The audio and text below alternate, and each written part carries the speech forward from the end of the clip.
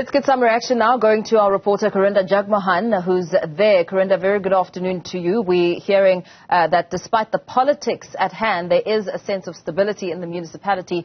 What have people's reactions been on the ground to that? Indeed. Well, it was a 2-hour speech delivered by the eThekwini mayor today on the state of the city, according, of course, to him as he runs the municipality. Right now, the sounds you're hearing is the EFF walking back into the council chambers. There was a break while the various parties were caucusing to prepare to respond to the state of the city. But I'm going to take you first. We'll chat to the official opposition in eThekwini against the ANC, which is the DA's Thabani Mthethwa. So I'll quickly disturb him. Sir, of course, we know it was a 2-hour speech today where a number of statements were made about the state of the city, and the mayor saying that they're working on various projects, including water infrastructure and sewage. But for you, what are your biggest concerns from this document?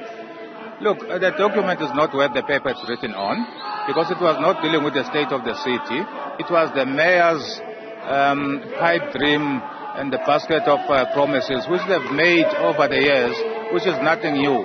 What we expected as the DA was that they're going to tell the people of eThekwini, why is it that they are not getting the services that they're paying for? Why is it that the people of eThekwini have lost more than 200 million in grants from the National Treasury? That's what we expected the mayor to tell the people of eThekwini. We expected him to give an honest account of where we are as the municipality. But all he did again was him being dishonest with the people of eThekwini, painting a rosy picture when in fact, on a daily basis, people are without water and electricity for days on end. So we are very disappointed with what the mayor presented here today. So thank you so much for your time there. Of course, the DA saying that they're disappointed with what was presented here. There are still parts of the city that remain without water. Something that the mayor mentioned today is that the 1.5 billion rand of flood relief aid has now been handed to the city of Durban that will assist the city to continue with their rebuilding following the April floods. Now, the chairperson for eThekwini's Committee on Infrastructure and Human Settlements is an EFF member, Themba Mvuvu. So we'll speak straight to him. Sir, we are live on Newzroom Afrika currently. Of course, right now, what I want to ask you is this 1.5 billion rand of relief aid. We spoke about it. You're the chairperson of the department that will handle a bulk of this money. What are you going to fix up with this billion rand that you're getting? Well, thank you very much, and greetings to your viewers.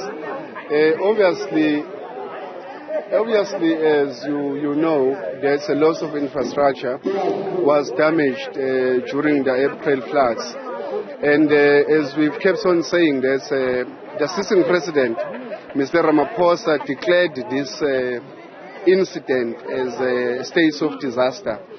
And then one was expecting that the money was going to be released soon after this event has happened, of which it took almost a year before the money was released. But we are happy that the money is here, and we are happy that now the EFF is responsible for the committee that is going to oversee and ensure that all the infrastructural damage that's happened during the April floods are going to be repaired. So we are going to be prioritizing the roads, the bridges, the sewer mains that were destroyed, and to ensure that there is a proper accommodation for those thousands of people that were displaced during the floods. Let me come in there, please. This money given to the eThekwini city will not look at building roads that fall under the mandate of the Department of Transport. Yet many of those roads remain untouched, like that Zuma bridge where a lady died recently. What is your concern for not being able to, as the city, go ahead and still put money to build that bridge? Because whether or not either department builds it, there's still a bridge that's missing. Yeah, no, correctly so. You are correct. Remember, we were the first ones that were on the scene when this incident happened. And I did say that I'm going to check whether that is within the mandates of the CISO, of which I was made aware that it belongs to the Department of KZN DOC. And then I'm happy to report again to the viewers of Newzroom Afrika, there's a contractor has been appointed following our going there to start with the building and the construction of the city. But moving forward, of course, because there are many roads, there's falls within the boundaries of eThekwini municipality. However, these are not the mandates of the city. There's a intergovernmental engagement must happen, which then will compel the Department of Transport's cases and to ensure that all the roads that are within the boundaries of eThekwini municipality, they are going to expedite the process, because you remember in several interviews I've been saying that people, they are not interested, they don't know, they don't even want to know that the road is under the control of the Department of National or Province.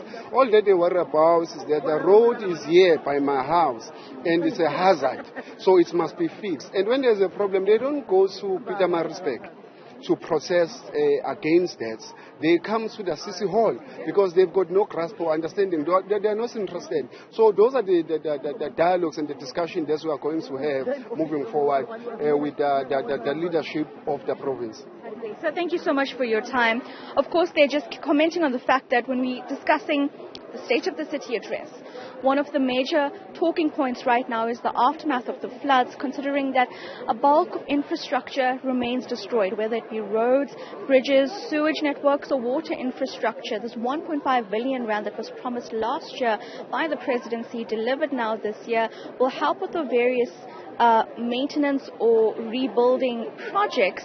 However, some projects don't necessarily fall under the city, which is the entity that the money has been given to. Some of these projects fall under provincial departments, and in this case what the EFF says is that there needs to be an intergovernmental discussion to ensure that whichever department holds the mandate to fix that structure or that infrastructure actually understands that this needs to be done speedily. The Zuma Bridge is just one of those examples where it falls under the Department of Transport. Now we hear a contractor has been appointed to build it.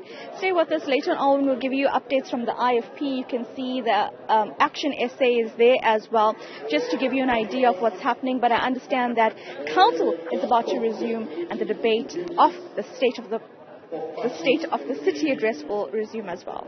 Very well, Karinda Jagmohan. We leave it there for now. Of course, getting some reaction following eThekwini Mayor Mxolisi Kaunda, who has just given the State of the City address. We will, of course, take you there throughout the course of this afternoon.